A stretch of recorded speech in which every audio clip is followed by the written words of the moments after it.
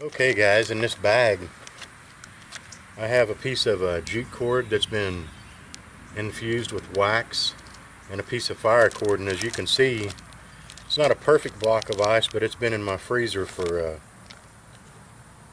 pretty much all day. I'm going to turn this over so I can have a dry surface to work with here in a second. But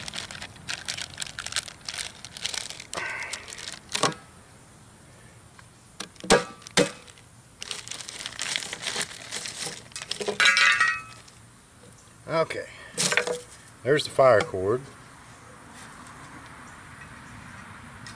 and here's the jute twine. I'm just going to break some of the ice off of here real quick. And the reason I wanted to do this is because some of the hardest fires I've started is when everything had a sheet of ice on them. I figured this would be the best test I could come up with.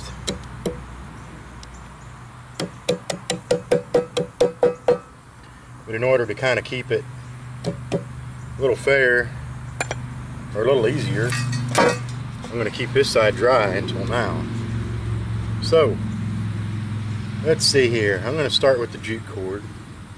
Like I said, I just infused this with wax. I'm sure it's quite saturated with water. Well, I don't know. It doesn't look like some of the edges are. See if we can process this out here and find something light here.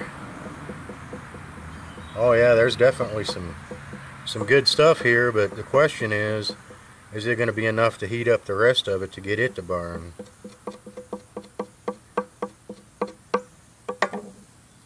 I like jute. It's a natural fiber and very hairy in consistency and stuff. And this wax is going to help too. If I can get this lit and it starts melting the wax, we'll probably be okay.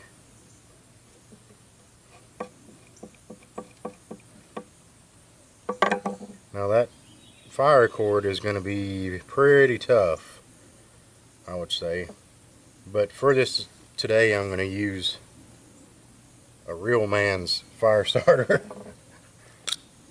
This is a, well, I don't know what it is. I think it's a Strike Force or something. But anyway, look how big that thing is. Well, first try.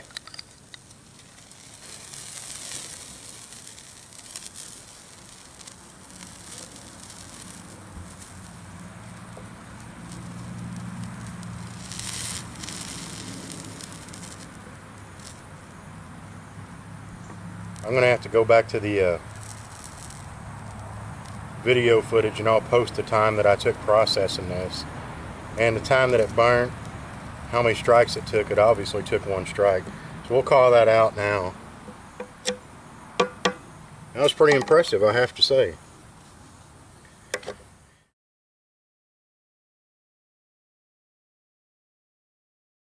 Alright, so let's see if we can move this over and have a, after we get this processed, I don't want to have it on a, I don't want it to be sitting in water, so I'll pull the fire cord out of here.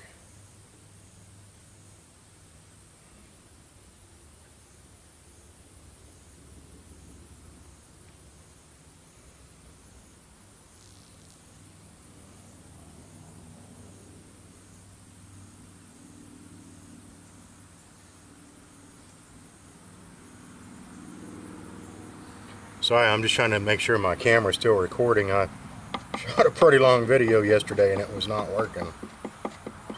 So, the only thing I can say about this fire cord I don't like is it, when it's wet like this, takes a lot of really fine processing. You can see a lot of moisture coming out of this. And my only problem with that is, you know, say like in this scenario, you took a plunge in the water and you come out with icicles all over you, your tender's got ice on it and everything. Well, your fine motor skills are done. So this little picking stuff apart and playing around with this and that, You know, it's going to be probably more than you're going to be able to do. So I'm starting to get some stuff going here. It helps to have a really nice work surface. I'd hate to be doing this out in the woods somewhere.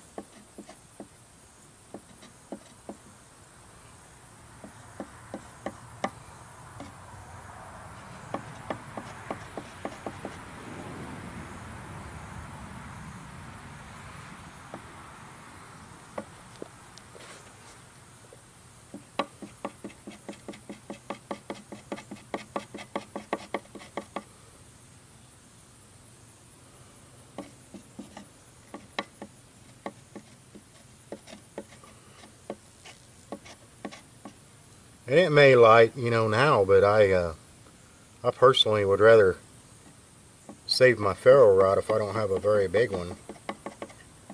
I don't know about anybody else on this planet, but I've burned through ferro rods before not knowing how to start fires, so I tend to put a lot more time into fire prep and a lot less time into using resources that aren't always going to be there.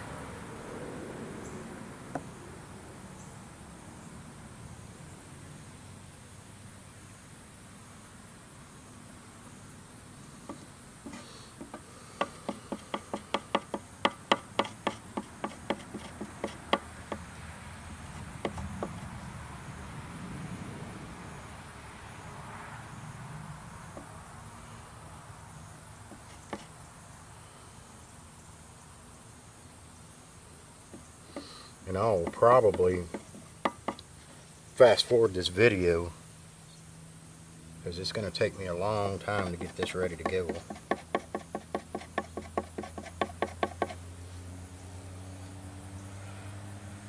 Yeah, maybe not.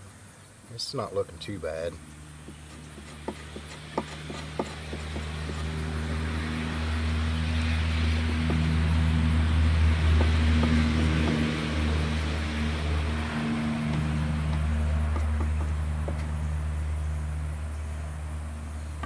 I'll go ahead and give that a go.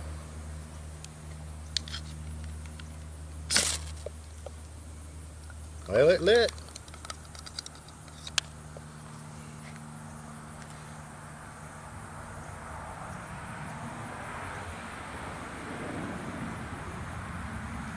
And I'm going to call that out. Alright. There you go, from ice to fire.